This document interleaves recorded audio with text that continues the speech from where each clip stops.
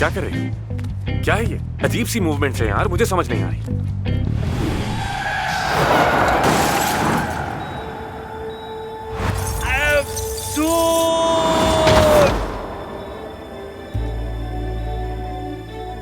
आमिर,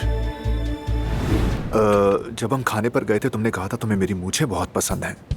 क्या वो भी सरकास्टिक था? नहीं, वो सरकास्टिक नहीं था, सच था वो तो। क्या मैं सही समझ रही हूँ? शायद। सॉरी, आप लोग ये ले आए अंदर।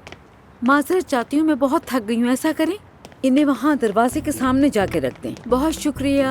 सबा, हाँ, ये सब क्या है? कहाँ जा रहे हैं ये लोग? तुम परेशान देखो मत हो। सबा, अगर हमारे साथ कुछ हुआ तो। सेवदा, अगर तुमने हमारे मुतालिक एक भी लफ्ज और कहा ना।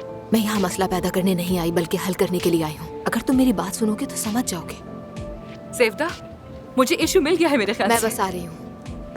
देखो, मैं तलाक चाहती हूँ, वाकई परेशान मत हो तुम, लेकिन पहले बात कर लेते हैं, ठीक है?